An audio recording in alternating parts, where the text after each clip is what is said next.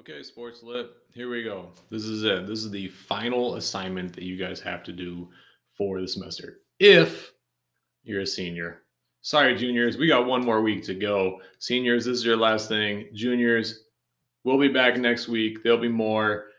It'll be fine. It's not that much.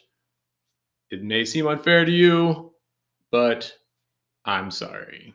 Uh, you get to have graduation next year. You get to do a lot of things these seniors aren't getting to do. So you can handle 4 more days of school, especially since we're just watching a movie. You'll be fine. All right, this project, let's talk about it. This is the final thing we're going to do. So we're going to do kind of a cumulative thing that touches on a little bit of everything we've done, which is messy because we didn't really touch on everything as much as I would have liked to. But if you go down on your page, you're going to see a thing for final project and an example. And so let's look at the final project first. That is this. Your Sports Lit final assignment says we focused on 4 main areas this year. And that's true, though some of them we kind of just started to get to and things got messy. So we definitely did culture and identity, spent a lot of time on that. Friday Night Lights, One Shot at Forever, those 2 books. We talked about other things, Dreams and Loss, we were just getting into. And that deals with the Samaya Yusuf Omar book.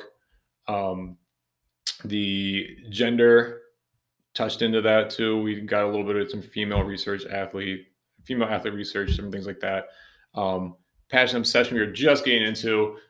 Juniors are going to do more of that next week, but these are the 4 main areas. You're going to pick 2 of them, any 2 you want, and you're going to connect them to a person or a place or a team. And what is it we can learn using these 2 areas? What can we learn from this person, place, team, whatever?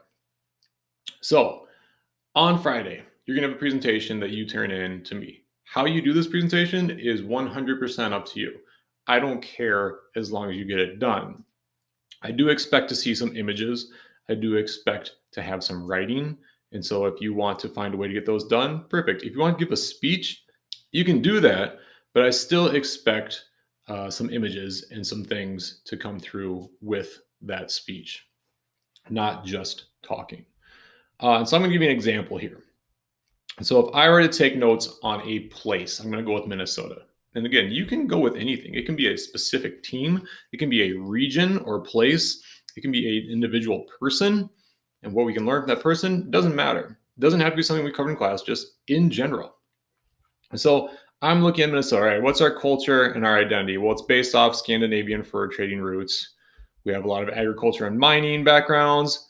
Being where we are geographically, we have to embrace cold weather. There's a lot about being Minnesota nice, which some people say is passive aggressive. Some people say is really nice. Who knows?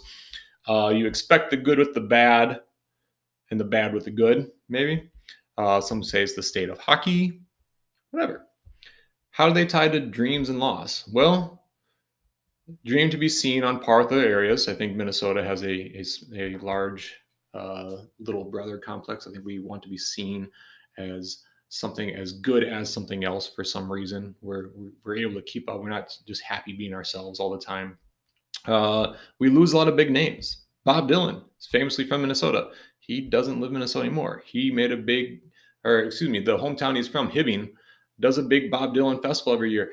They're doing it for decades, and Bob Dylan has never once shown up for it.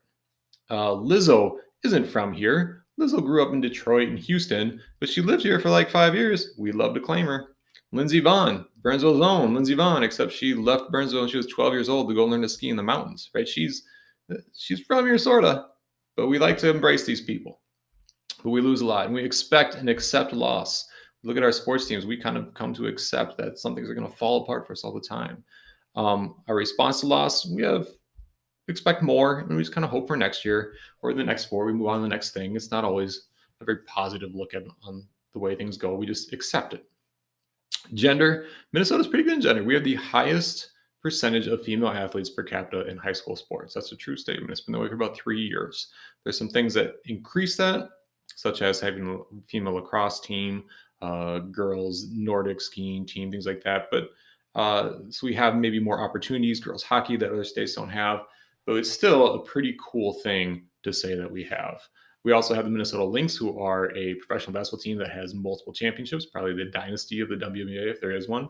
So gender-wise, we're pretty good. Passion and obsession. We love our cold weather activities. We have to. We have to embrace them. We have no choice.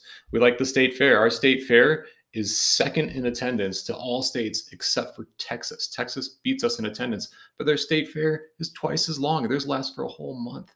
We cram people in the state fair every year, right? Duck, duck, gray duck. What is that? That's not a thing. That's silly. It's duck, duck, goose. Come on, people. But we're obsessed. We stick with it. We know we're wrong. We stick with it. It's wrong. It's duck, duck, goose. I didn't grow up in Minnesota. I have no connection to it. It's wrong. Prince. People are obsessed with Prince. Prince is a big deal in the music world. There's no doubt about that. But I did not feel any connection to him or any passion for him until I moved up here and saw all the people around here, how much they appreciated him. I always just thought he was another musician. But and so this is an outline. There's a lot of ideas to work with here. That's so much stuff.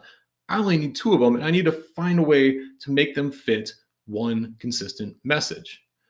So what am I going to do? Well, I'm creating this. You have a link to this on your website right here. I created a PowerPoint, so let's present it. And so I have a little image here, and it says Minnesota, and I have chosen a theme. This is the number one thing you've got to do is pick a theme. And I say that our theme I learned from Minnesota is that Minnesota teaches you to need to appreciate what you have while you have it. It's not going to last. Appreciate it while you've got it. Maybe there's something tied to COVID with that too. I don't know, whatever. Appreciate what you have while you have it. That's the Minnesota way. My words. All right. So first thing we tie it to is culture and identity, right? Minnesota is built on agriculture and mining. By nature, provide temporary benefits. Agriculture only goes so many times out of the year, right? We're going to hit that winter. It's going to produce so many crops. Appreciate what's there because it's going to go away. Mining is taking things from the earth, literally, like mining all the iron ore up in the northern range. Like eventually, that's not going to last. You can only take stuff out of the earth for so long before it's gone. And so it's a big deal, but you got to appreciate it while it's there. And Minnesota experiences all the different seasons. Winter is not looked upon as favorably, but the cold short days of winter help everyone appreciate the warmth of summer and the late sunsets. So right now, the days are getting longer. Sun's not going down until well after 8 o'clock. It's wonderful to be outside. It's 70-some degrees today. I can't wait to get back out there. And part of the reason why that feels so good is because Minnesota has it bad for so long. So while we have it, we appreciate it. And that's part of built into who we are. I'm going to continue with that more on winter. It's objectively miserable, but we embrace it. We don't just live through it. We go after it, right? We're the state of hockey. We want to be hockey. We want to go out there and we do things in the freezing temperatures that most people would say it's too cold today. We're we know it's going to be cold for a long time. So we go out there and we do it. I got a picture of people here, having a campfire outside in the middle of winter. Why not? Just because it's cold doesn't mean you can't have fun. And we're good at that. More culture than the state fair. My goodness, the state fair. We get so many people. State fair draws over 1 million visitors each year. The average is more people at state fair per day than any other state. Because why not? People want to get things like milk and cookies. I don't get it. I don't get the state fair, you guys. I don't understand it. I'm sorry. I tried. It's fun-ish. But people love it and still appreciate it because it's there. All right. On to dreams and loss. Minnesota sports teams outside of the Lynx got it, lose a lot. We lose a lot. Of our 4 major male professional sports teams, there have been 2 championships in what adds up to being about 150, 170 different seasons. Twice we've won it all. That's not good. That's not a good percentage. The pitchers I got here, this is Gary Anderson. Did you know that he didn't miss a single field goal his whole year until he had to hit one to make it to the Super Bowl? Of course he misses that one. David Ortiz. A lot of people want to know, why is David Ortiz here? He's with the Red Sox. Do you know David Ortiz used to be a Twin? We got rid of him. Who do we trade him for? No one. We just let him go.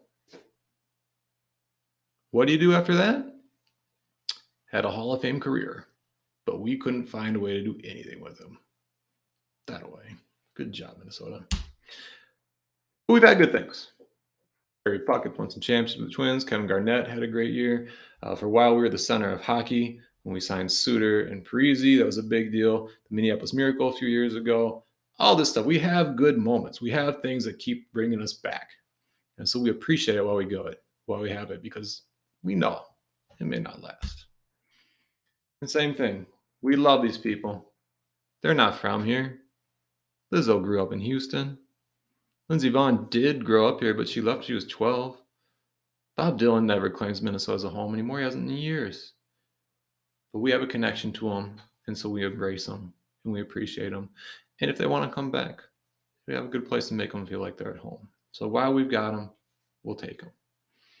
And it's nice, probably, to have a place where celebrities aren't criticized, but they're embraced. Who knows?